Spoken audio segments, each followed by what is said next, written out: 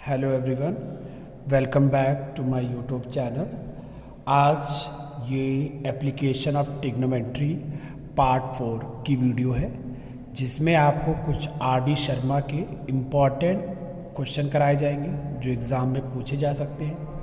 आइए देखते हैं हम पहला क्वेश्चन है, from an aeroplane vertically up a straight horizontal plane. Means आपकी पोजीशन कहाँ पे है? एरोप्लेन में है। तो सपोज कर लेंगे कि ये पॉइंट ए आपकी पोजीशन है एरोप्लेन की।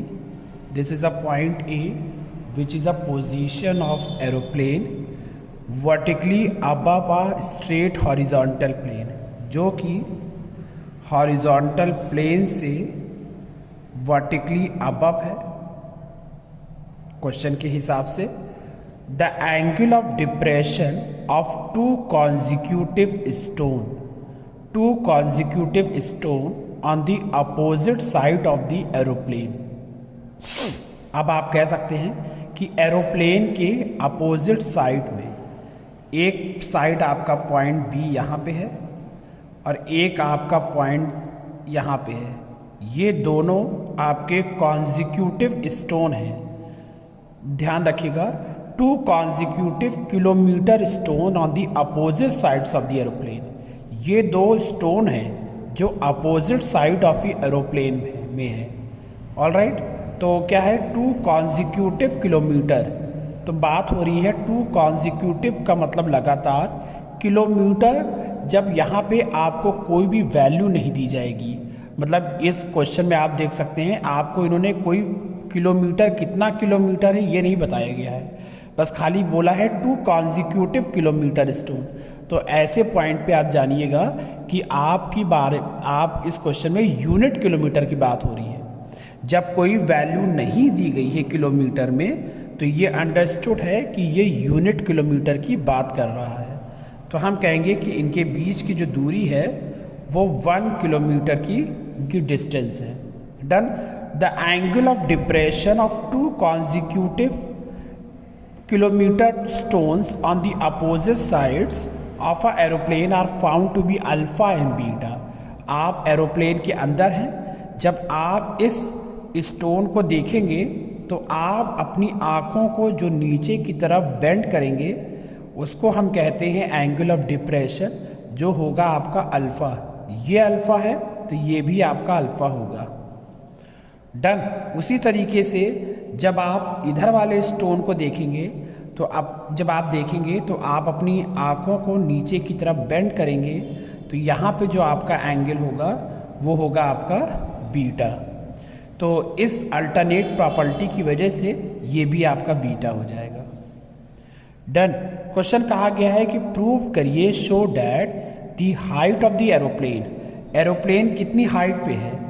एरोप्लेन की जो हाइट है वो AM है, वो इतना होगा। तो कहेंगे कि लेट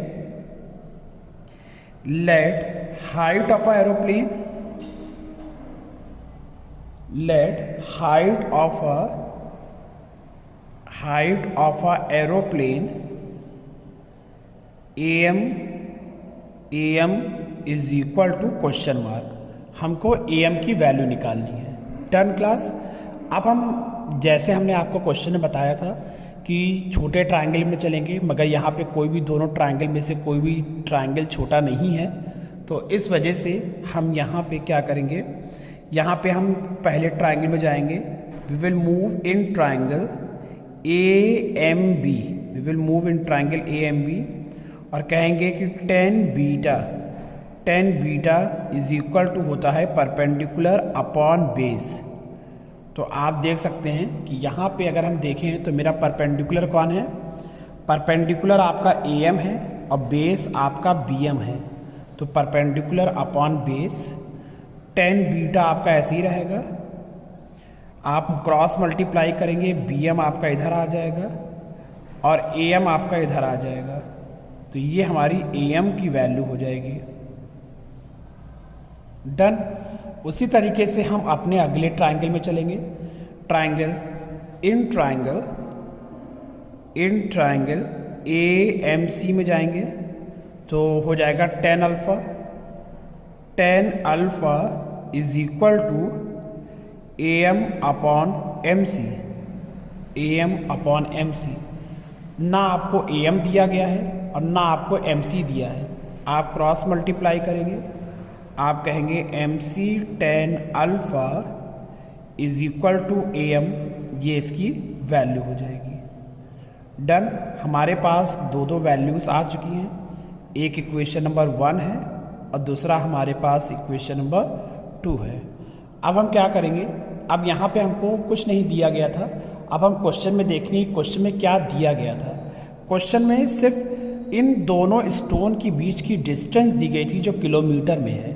तो ये BC आपको 1 किलोमीटर दिया गया है, तो हम लोग यहाँ पे कहेंगे कि BC is equal to 1 kilometre. BC में दो लोग हैं,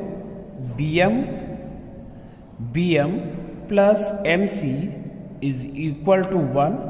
यहाँ से हम BM की वैल्यू निकाल लेंगे, या इस क्वेश्चन से हम BM की वैल्यू निकालेंगे।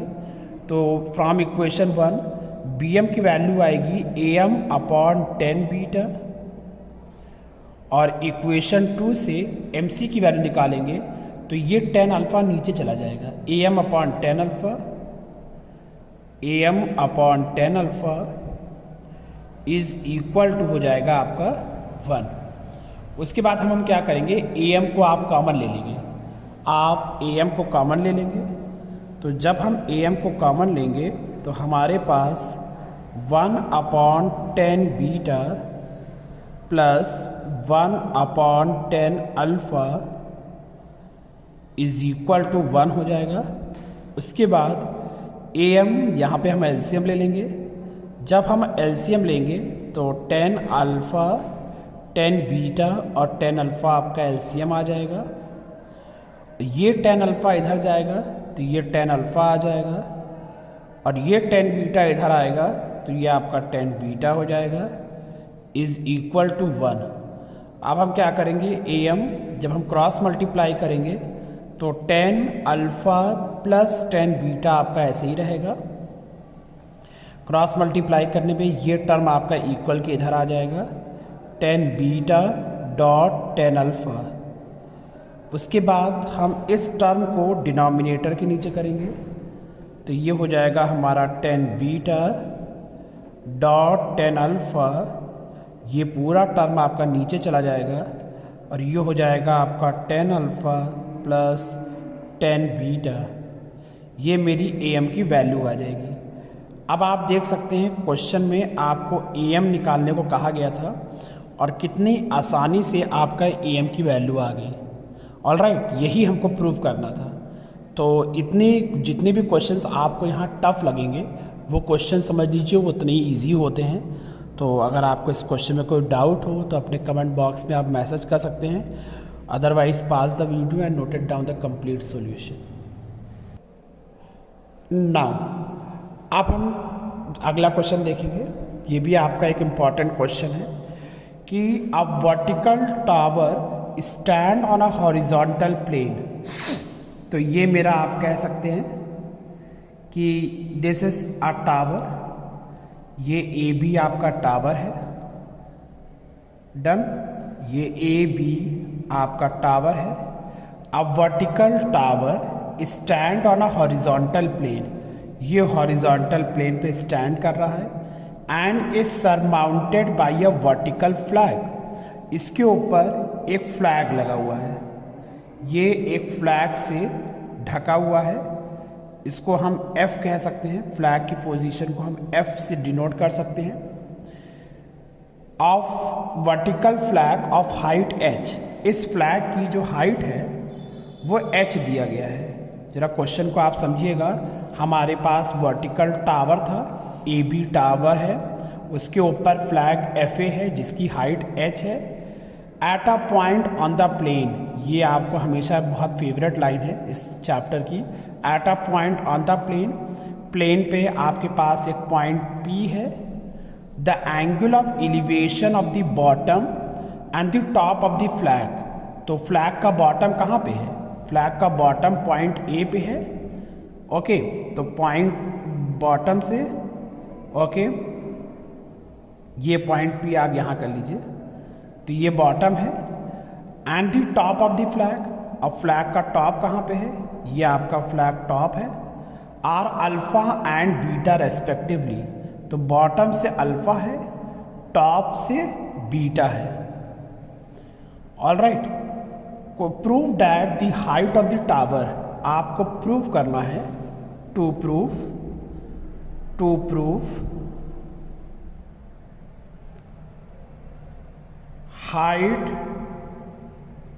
height of a tower, height of a tower।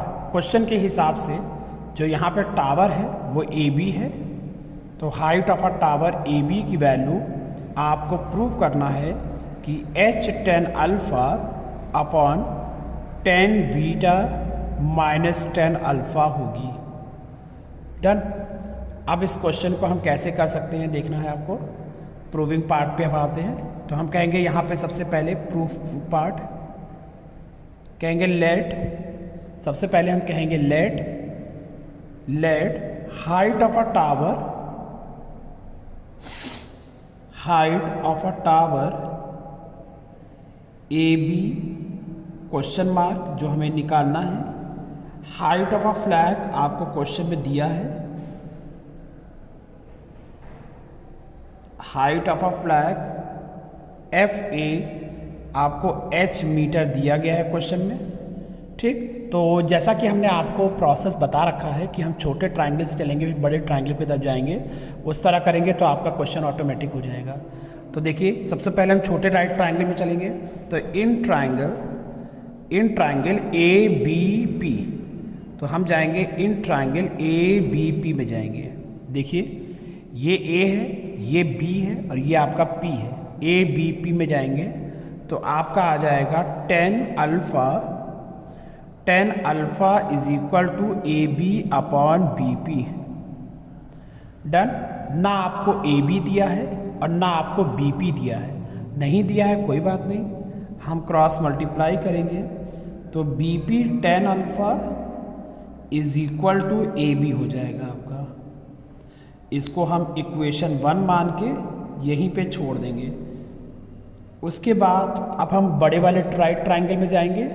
तो बड़ा वाला right triangle F B P, तो हम कहेंगे in triangle F B P 10 beta, क्योंकि ये पूरा एंगल कितना दिया गया है आपको ये पूरा एंगल 10 बीटा दिया गया है।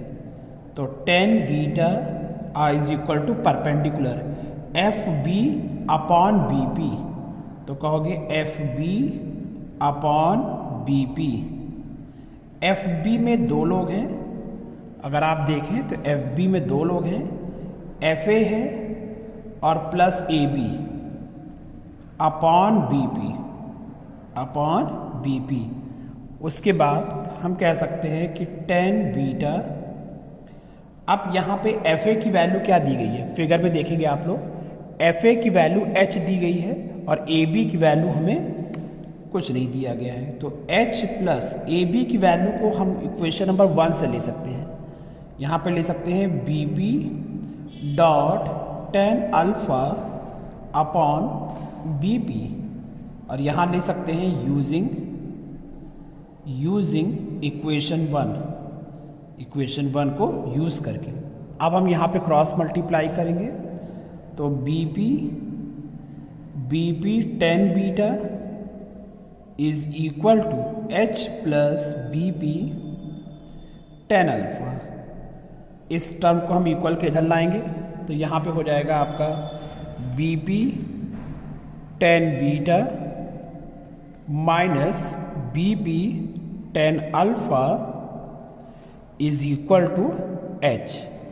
यहाँ पे हम BP को कॉमन ले लेंगे, तो जब आप BP को कॉमन लेंगे तो यहाँ बचेगा 10 beta minus 10 alpha is equal to h। ये आपकी BP की वैल्यू हो जाएगी।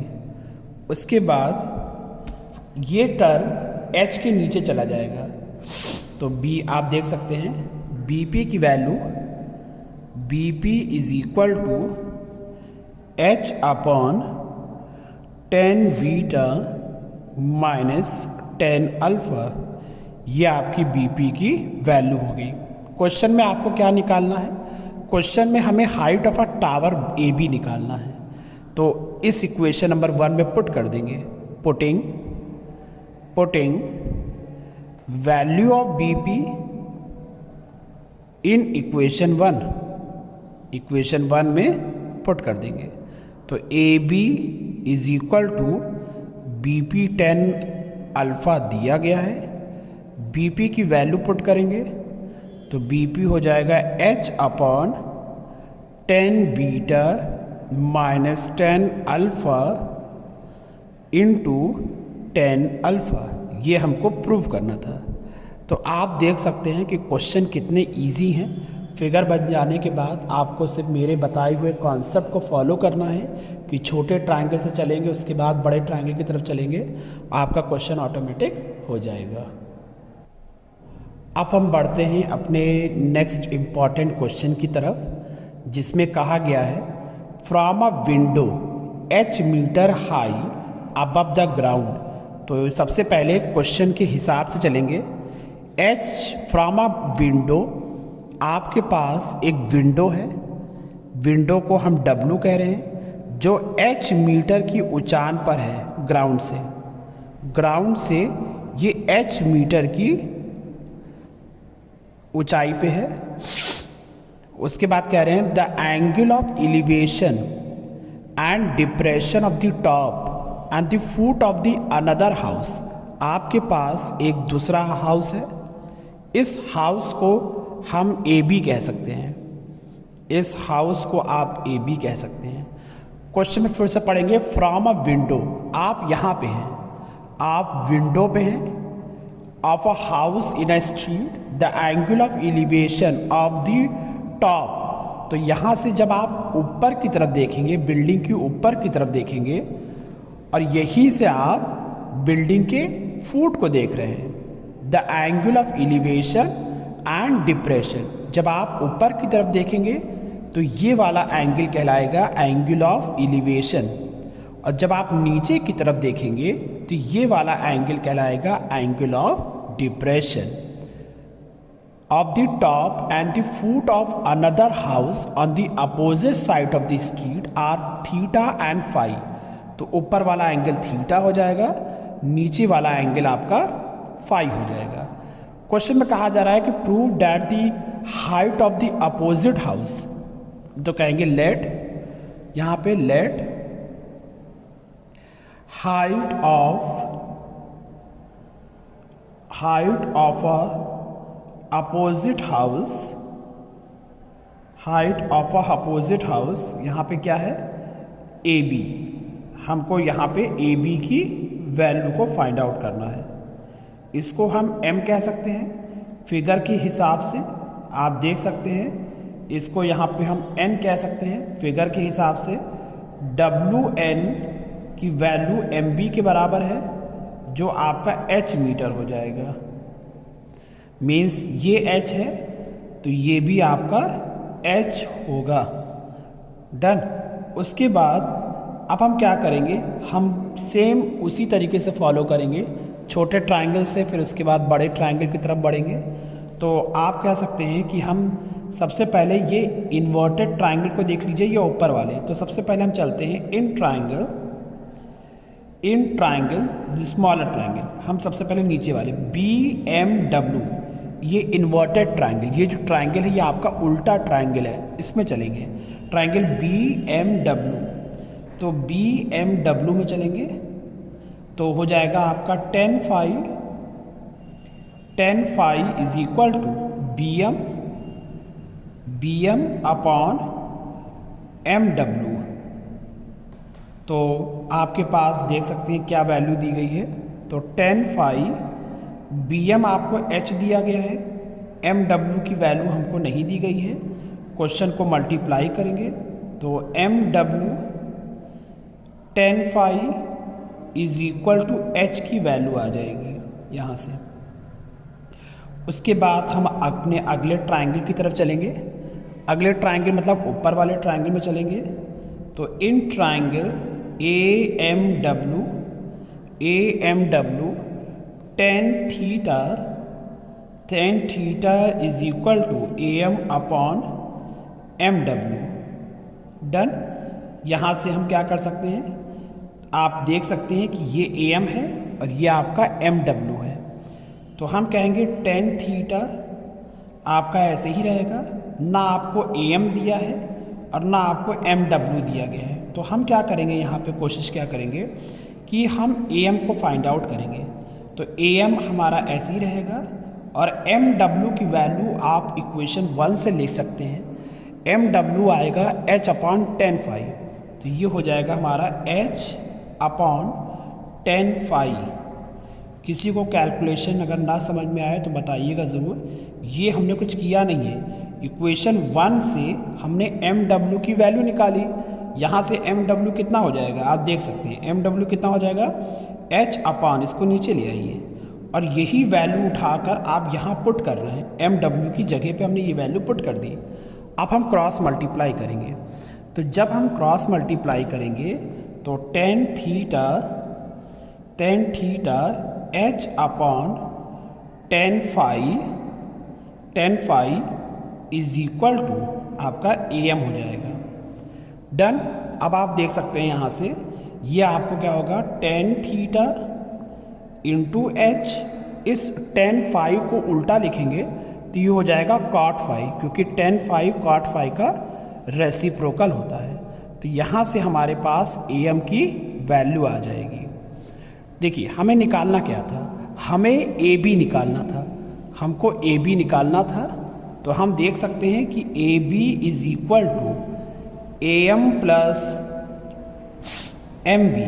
तो AB की वैल्यू हम लिखेंगे, AM कितना दिया गया है, AM को ले सकते हैं tan theta dot H dot cot phi और MB की वैल्यू H दिया गया है।